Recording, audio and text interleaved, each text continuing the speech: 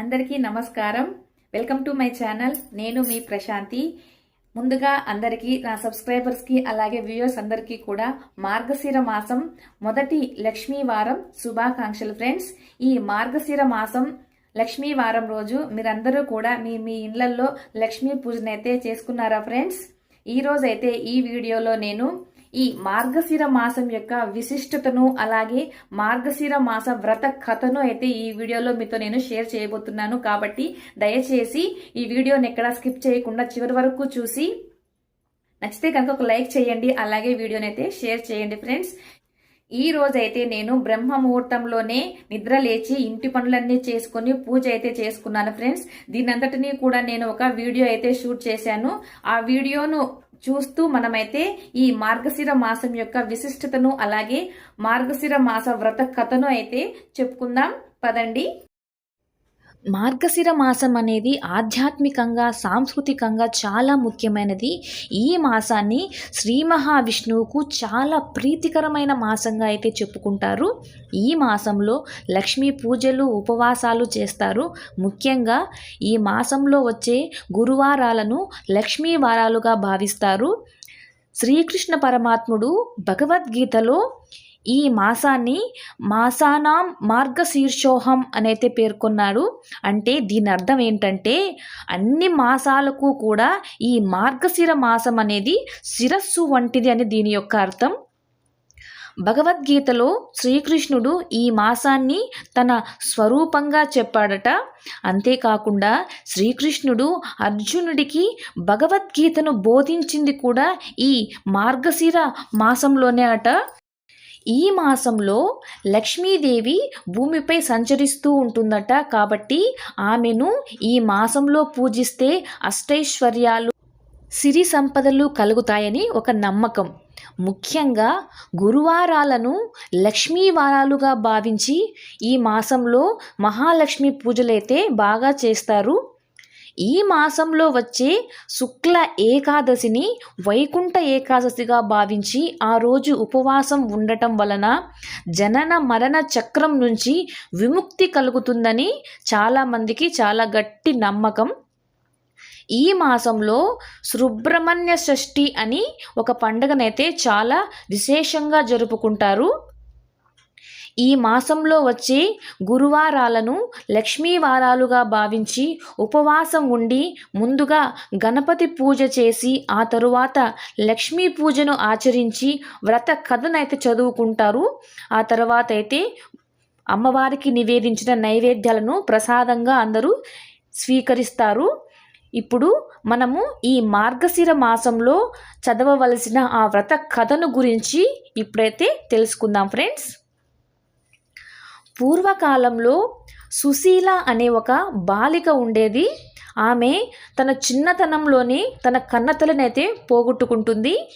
తరువాత తండ్రి ఆ అమ్మాయిని ఆలనా పాలన చూసుకోవడానికి రెండో వివాహం అయితే చేసుకుంటాడట.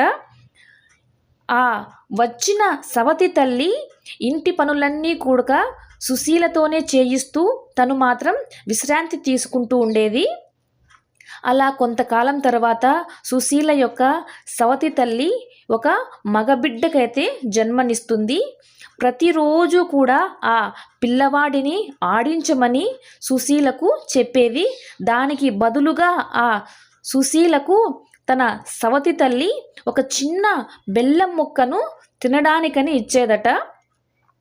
ఆ విధంగా ఇంటి పనులు చేస్తూ అలాగే ఆ పిల్లాన్ని ఆడిస్తూ ఆ పిల్లాడి ఆలన పాలన చూసుకుంటూ కష్టపడుతున్న ఆ సుశీలను చూసి బాధపడి ఇరుగు పొరుగు వారు లక్ష్మీదేవిని పూజించమని ఆ సుశీలకైతే చెప్తారు.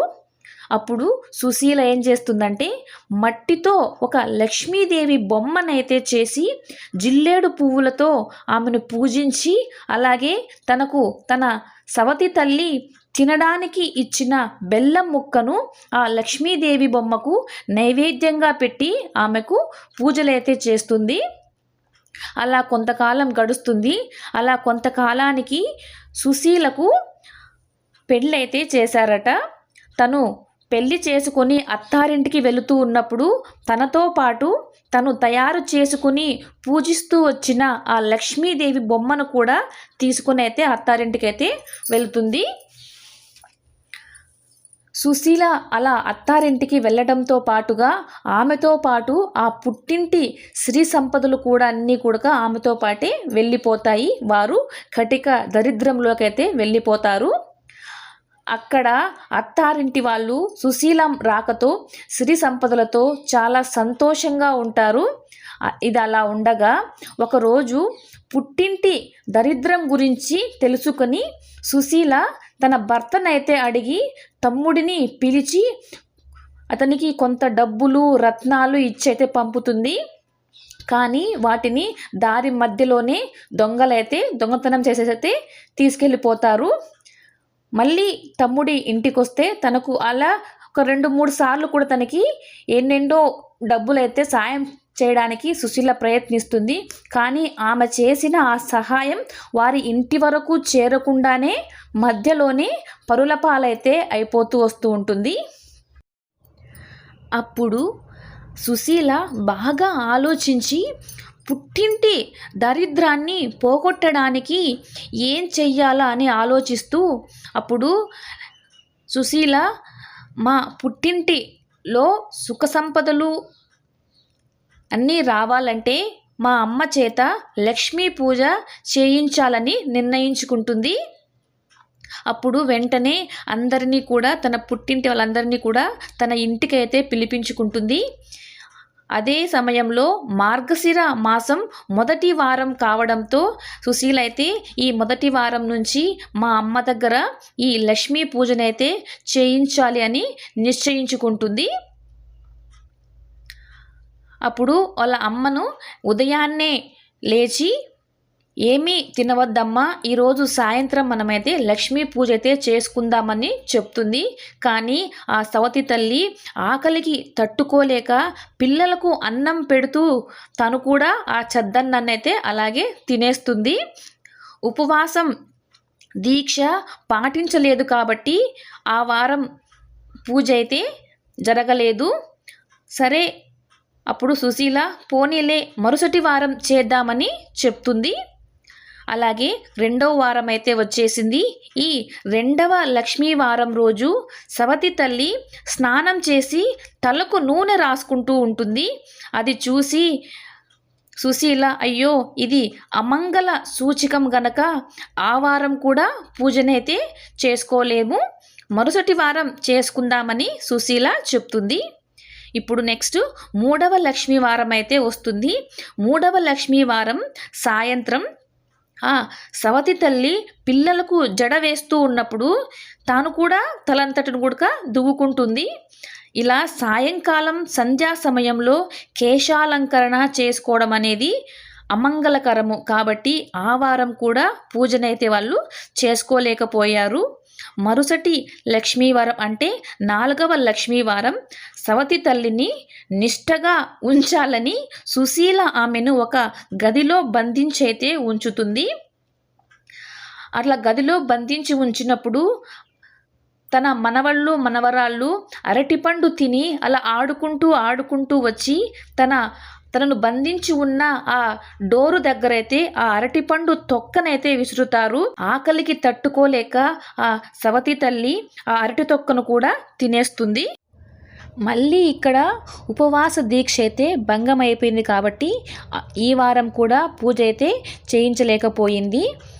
అదృష్టవశాత్తు ఆ మార్గశిర మాసంలో లక్ష్మీ వారాలు 4 కాకుండా 5 వచ్చాయట. అప్పుడు సుశీల ఈసారి ఎలాగైనా తప్పకుండా మా అమ్మ చేత పూజనైతే చేయించాలి అని గట్టిగా నిశ్చయించుకొని అప్పుడు ఏం చేసిందంటే వ్రతభంగం కాకుండా ఉండడానికి తన తల్లి కొంగును తన చీర కొంగుకైతే ముడివేసుకుని ఆనాటి సాయంత్రం తనతో పాటు పూజ అయితే చేయించింది. ఇలా పూజ అయిన తరువాత శ్రీ మహాలక్ష్మి సుశీల చేసిన పూజకైతే ప్రసన్నురాలయ్యి తన నివేదించిన నైవేద్యాన్నైతే స్వీకరించి ఆమెకైతే ఆశీర్వాదం అయితే ఇచ్చింది. కానీ ఆమె సవతి తల్లి పెట్టిన నివేదనను శ్రీ మహాలక్ష్మి అయితే తిరస్కరించేసింది. దాన్ని చూసి సుశీల, అమ్మ ఎందుకు మా అమ్మ పెట్టిన నైవేద్యాన్ని తిరస్కరించావు తల్లి అని ఎంతో భక్తి శ్రద్ధలతో ఆమెనైతే అడుగుతుంది. అప్పుడు శ్రీ మహాలక్ష్మి ఈ విధంగా సమాధానం అయితే చెప్తుంది. ఓ సుశీల, నీ చిన్నప్పుడు నువ్వు నాకు పూజ చేస్తున్నప్పుడు నీ ఈ సవతి తల్లి నిన్ను చీపురు తీసుకొని కొట్టింది.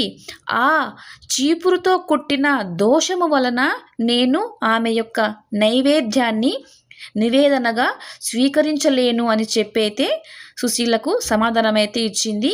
దానికి సుశీల తన సవతి తల్లి చేసిన దానికి ఆమెను మన్నించి క్షమించి ఆమె నైవేద్యాన్ని స్వీకరించు తల్లి అని ఆమెను ఎంతో దీనంగా ప్రార్థించిందట. అప్పుడు అలాగే అని చెప్పి ఆ శ్రీ మహాలక్ష్మి ఆమె సవతి తల్లి యొక్క నివేదనను కూడా స్వీకరించింది. అప్పటి నుంచి వారి ఇంట కూడా సుఖ సంతోషాలు, సిరి సంపదలు వృద్ధి చెందే విధముగా ఆ మహాలక్ష్మి వరాన్నైతే వాళ్ళకి ప్రసాదించింది.